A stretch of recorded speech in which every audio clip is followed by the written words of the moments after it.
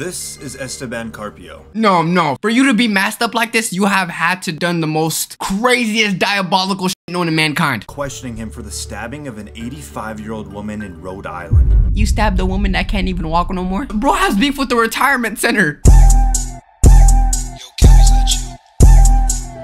Yo. What's good, YouTube? Today we're gonna be looking at the craziest reactions of inmates getting life in prison. I'm not gonna lie, if I got life in prison, I'm probably just gonna drop down and just start crying like shit. I don't know how some of these people could do it. Just imagine your whole life behind bars. Bro, I'd be depressed. If you're watching this from YouTube, make sure you guys join us on Discord and make sure you guys join the Twitch. Link in the description. We're live every day. And without further ado, let's get started. This is Jaleel Smith Riley in a Cincinnati, Ohio courtroom, who police say confessed to a robbery killing a 20-year-old woman and seriously wounding her boyfriend. Damn. Portia Brooks was in her car with her boyfriend Aaron Martin when Smith Riley came up to her car with two others looking to rob them. When Smith Riley found out Martin didn't have any cash, he was shot in the head, leaving him with permanent brain damage. You gonna kill someone because they're broke? The whole point of robberies is to hope that they have money and just leave them alone if they don't have it. You gonna kill someone because they're broke? And I ain't gonna lie, a lot of y'all niggas would die if he robbed y'all. I ain't gonna lie, if he pulled up to me, the only thing I got for you is like a lint in a plastic bottle. I don't know. Smith Riley then shot at Brooks, which killed her 3 days later. Damn. Lord, go back on with I just want to come home with this. Sorry to shit on your parade, but I don't think that's gonna happen anymore, buddy. You kind of crossed that line when you shot someone to death. Like, at least muster up the courage to, you know, take it like a man. I mean, don't get me wrong, this is a realistic reaction, but you should have been crying when you found out you murdered someone. This is somebody that feels genuine remorse. This is somebody that thinks about this every day, and he knows that he can't go back in time and undo what he did. Now, Portia Brooks' mother delivers a victim impact statement. But he killed me mentally, Damn. emotionally. He killed my identity as Damn. a mother of 3, as a family of 4. This Wow. is now Brooks' sister speaking.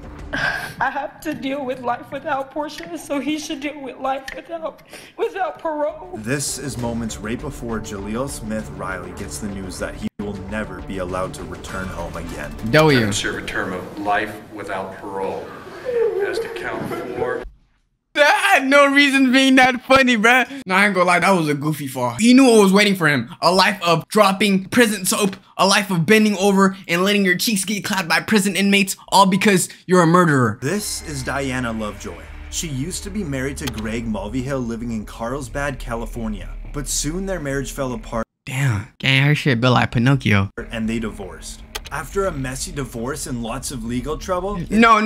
That nose has to be at least like 8 inches long. That nose is bigger than my meat. She could smell a mile away. it ended with the court ordering Diana to pay $120,000 to Greg for his stake in their family Damn. house. The court also ordered that she must share custody of their son. Diana became furious about hearing the court orders, so she planned to kill her ex-husband by teaming up with her boyfriend, Weldon McDavid. Greg was shot in the torso, but luckily the bullet didn't hit his heart and he survived. Both McDavid and Diana conspired to murder, and the court has sufficient evidence against them. Damn, so your ass couldn't pay up the 120 bands, and now look, your ass crying. It's so painful that some people in this world seem to think that I would have it in me to do this. Interestingly, she fainted in court. She lowered her head down toward the defense table for a few seconds. Verdict. We, the jury, find the defendant, Diana Jean Lovejoy, guilty of the crime of attempted murder of Greg Mulvihill. She's waiting for the ears. And right when you hear guilty, you hear a thud. Guilty of the crime of conspiracy to commit murder. It silenced the courtroom, aside from hearing her family cry in the background. I feel like that's a regular reaction, because really think about it. Like, a life sentence is insane to me. She ain't even get the job done too. She then is brought onto the floor. And when medics bring her out, she still appears to be passed out. But doctors later found out she had only fainted. Weldon McDavid received 50 years to life in prison because he was the one that pulled the trigger. And Diana was sentenced to 26 years to life in prison. I feel like they should have both got the same sentences. That's just me though. This is Seth Welch and Tatiana Fusari, a religious farming couple living in Cedar Yeah, she fine as shit, chat. She ain't doing nothing wrong. That guy right there, he's guilty. He did something. Springs, Michigan, and they are charged with murder of their 10-month-old girl, Mary Welch. Reportedly, No, forget everything I said about her. I was just playing. She is weird. Yo, YouTube, I was just playing, you know. You see, never judge a book by its cover because you don't know if a person you think that's attractive will kill a 10-month-year-old baby. How do you even do that, bro? they told police they noticed the baby was skinny and underweight, but did not seek medical attention because of their religious beliefs and mistrust of medicine and the government. This is the 911. I'll never understand that, bro. And I know that another couple killed their baby because they were on a vegan diet. Nigga, not everyone can live off a vegan diet. Not everyone can eat broccolis and spinach for the rest of their life. Sometimes we need actual good food. And if you're a vegan watching this, I'm talking to you, buddy. I'm sorry, I don't want to eat kale for the rest of my life. Give me some wings. This is the 911 call of the father when he reportedly found his child dead. How long ago did you find this child? It's about an hour and a half. I was waiting. I called my lawyer first thing to ask. The first thing you saw when your child died, you were trying to get Saul Goodman on the line. You were trying to get a lawyer. This is literally his reaction. He walked up, he saw his child, he was like, blood, I'm finished. Yo, lawyer, hypothetically speaking, if I was to kill my child, how much years would I serve? The fact that you're nonchalant with this police call after finding out your child is dead, you deserve life in prison. You know, what's the next thing I could do? So you found the child an hour and a half ago? Yeah. And called your lawyer first, correct? Yeah. Okay. When was the last time you had contact with a child? Last night, yesterday afternoon, about 3 p.m. You know, she goes to bed. Bro, he knows he's guilty. You see how much he's stuttering, bro? Oh my goodness. And, you know, that was that. Okay, so you put her to bed yesterday at 3 p.m.? Yeah, and then this morning at like 10. So you're saying it is normal for your children to sleep from around 3 p.m. till 10 a.m.? I didn't even realize that. They left the child abandoned for what? 7, 8, 9, 19 hours? How are you gonna leave a child abandoned for 19 hours without realizing, hey, yo, maybe I gotta check up on your child? Look at him. Like, he just looks like someone who shouldn't have kids, bro. Look at his face. I'm sorry. Why is his beard hairs looking like that? He has 3 patches of beard hair just sticking away. Have you ever tried getting a trim? Oh, wait, I forgot. He doesn't even take care of his children. You think he's gonna take care of his beard? You know, usually about 9:30, yeah. And you said when you found her, she was already believed to be deceased, right? Yeah. And that's when you consulted with a lawyer? Yep. Do you believe she was beyond help already? Oh, yeah, she was dead at the door now. And you're making analogies of how dead your child is. Yeah, bro, you did it. You did it. He did it. Literally, the court, all they had to use was this phone call. How the hell are you comparing your child to a doornail? You're guilty. You're guilty, buddy. Soon after, the autopsy revealed that the cause of death was malnutrition and dehydration due to neglect by the adult caregivers. And this is the moment they realize they will be spending the rest of their life behind bars. That you're both charged with what they call felony murder while in the perpetration or attempted perpetration of child abuse in the first degree. They're alleging that you murdered one Mary Welch. That is a charge called homicide felony murder. It is life without parole. It requires a DNA. Look at his ass. Maybe you should have thought that through when you killed your child by not feeding them. I don't know. YouTube thumbnail ass face. Why was he shocked? Yes, buddy. You go to jail after you kill people. Sample to be taken upon arrest, which is often like a cotton swab or in the inside of your cheek. The second offense that you're both charged with is called child abuse in the first degree, where they're alleging you knowingly or intentionally caused serious physical harm to a child. They're talking about this Mary Welch. It is a felony, possible penalty of up to life imprisonment or any term of years less than life. Maybe you should have felt these type of emotions when you found out your child was dead and not lawyered up and calling your child dead as a doornail. I don't know. Why are you more shocked at your verdict over you finding out your child was dead?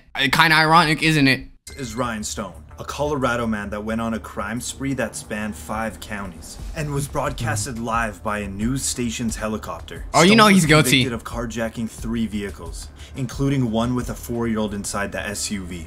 Authorities said when Stone sped away, he led police on a chase at speeds over 100 miles per hour. Damn. If we rewind here, you can just barely see a vehicle that Stone was driving clipping a trooper with the Colorado State Patrol as he was trying to play stop sticks. He ended up with serious injuries. You see Stone pull out another victim from their vehicle and drive off. He heads right into a busy intersection. And now, the chase is on foot.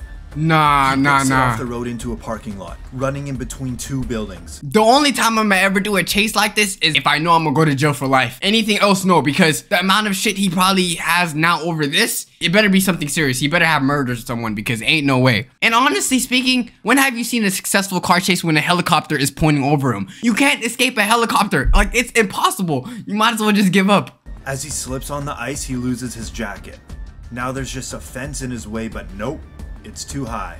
Cops now close in and he finally surrenders. Stone is now in the county jail, but he believes he should be getting paid for his internet fame while bragging to his friends about the high-speed chase. Hey, did you know I made the news in the UK and Australia? What? Yeah, you get paid by YouTube. So, Channel 7 News, I believe, is going to be the one that gets paid for that. Well, I'm going to contact Channel 7 News. I want to get paid.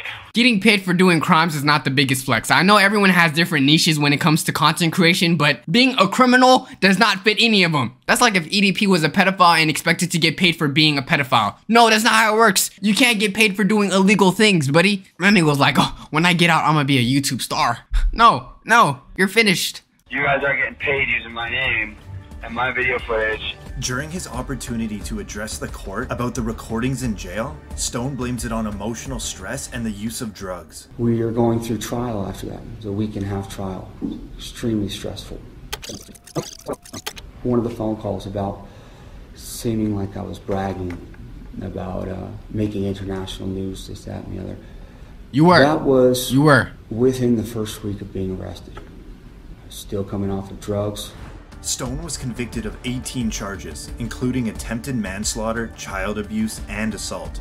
Then, the judge sentenced him to 160 years in prison. He's cooked! This is Esteban Carpio. No. For you to be masked up like this, you have had to done the most craziest diabolical shit known to mankind. Questioning him for the stabbing of an 85-year-old woman in Rhode Island.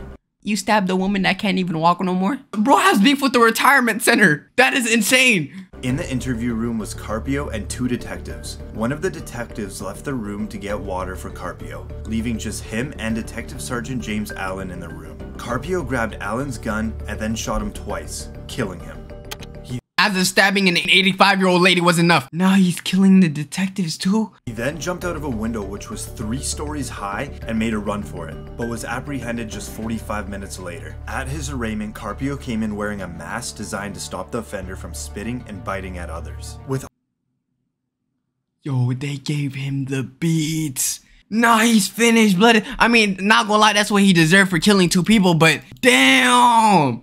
Also, his face being in rough shape, it stunned the courtroom. It wasn't so much Carpio with the shocking reaction, more so his family members, making accusations of police brutality. Step